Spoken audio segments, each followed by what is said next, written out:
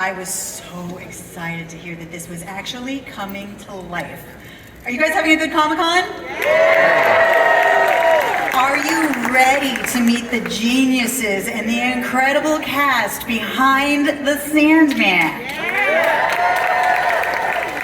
All right, I would love to bring up our panel, starting with Neil Gaiman.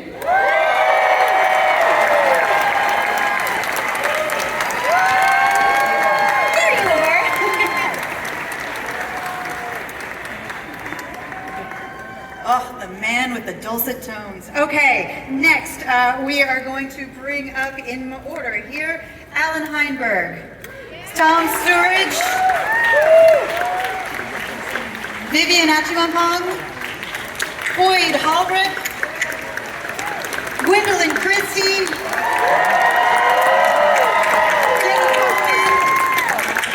Kirby Howell Baptiste, Mason Alexander Park,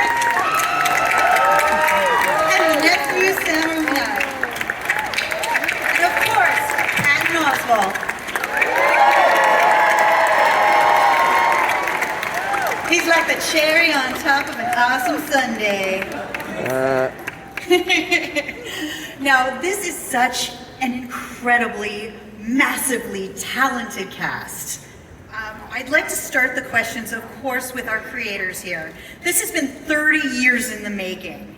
How does it feel to bring your characters to life on screen? Really good. really good. What I'm really excited about is just the fact that in less than 2 weeks, everybody's going to get to see what we've made, and I'm so excited about it, so proud of it, and so incredibly thrilled that it's here. I'm a fan. I love what we've done, so it feels very good.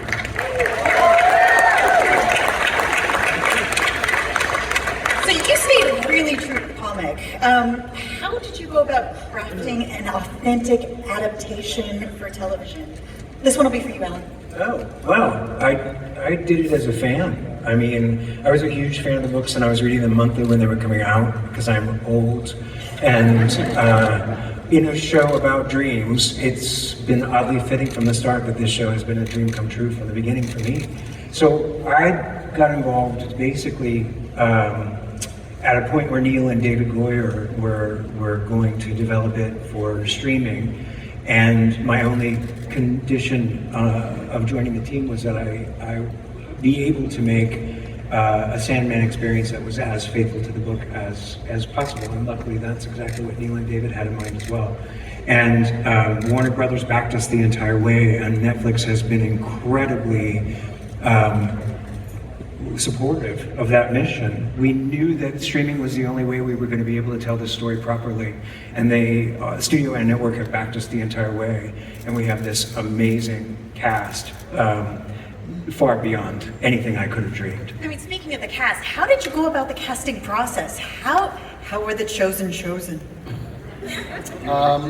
Well, first of all, we have Lucinda Sison as our casting director, who's amazing. I'd worked with her years ago on Stardust, and getting to work with her again is a delight. And the casting process was sort of different for every single person down on this panel. They were all cast differently. Tom was there in the first email from Lucinda. She sent us 4 audition tapes, and Tom's was obviously the best, and I figured that we'd have a dozen like him, and you know, he was there, and then we saw another 50 or 60 people, and it was still just Tom, and then we saw several hundred more people, and it was still just Tom. And by the end of the process, I think we'd seen about 1,000 auditions. And poor Lucinda Sison must have seen anywhere between 5,000 and 6,000 Sandman auditions, and it was still Tom. So we cast Tom. Love at first sight. And beyond that, people down there, let's see, Gwendolyn. Clearly a fan favorite. We just sort of went to her and said, "Do you want to be in Sandman?" She said, "Yeah, I want to be Lucifer." And we went, yeah. That was basically that happened. It was incredibly easy. Jenna was harder. We definitely auditioned a bunch of Joanna Constantines, and we assumed we would have our pick of people, and there was nobody that we liked. And then I suggested Jenna, having worked with her on Doctor Who a long time ago, and she was amazing, so she got the part. And then we forgot that we'd ever asked anybody because she just sort of occupied our hearts. Let's see, Mason tweeted me. That's all it took? That was, well, no, Mason tweeted me, and Mason being very That's sensible. Neil Gaiman, I would like. Basically, they tweeted me and said, "Has Desire been cast?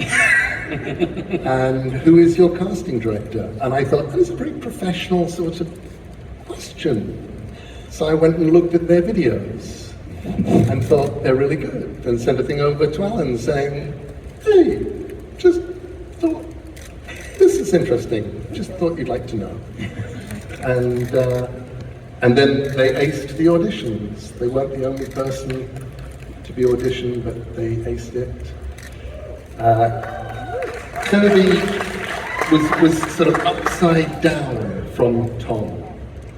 Tom was there at the very first, and then we had to watch 1,500 other auditions of people failing to say the lines right.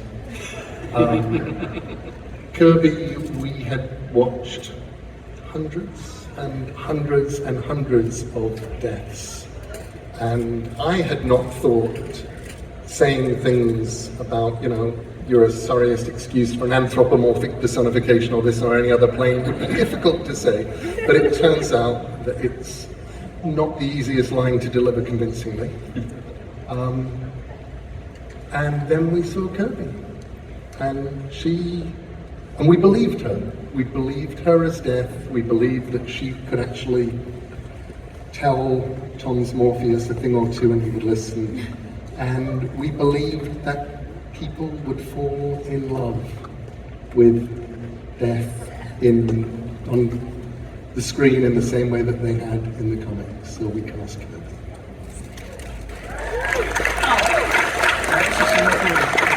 Vanessa as well. Vanessa, we read so many roses, and the second Vanessa came up on my screen, the computer screen, that there was only ever her. Boyd had a harder time of it.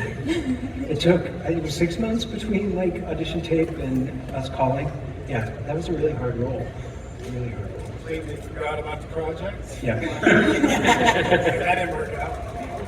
I heard Patton was the first to be cast. That is true. And before he even knew it, he was already in it. Pat was cast before Alan was on board. Yeah. And Pat was cast before we told Patton that he was cast. We just knew that, he would fit into that Raven costume. Well, he fit into the Ratatouille costume, so it only makes sense that he would fit into I basically just dyed it black and stuck a beak on it. There's not a lot of, but it worked. It worked perfectly. Yeah. So, Tom, Dream is not an easy role, and I know that you are a fan of the comics. How did you prepare?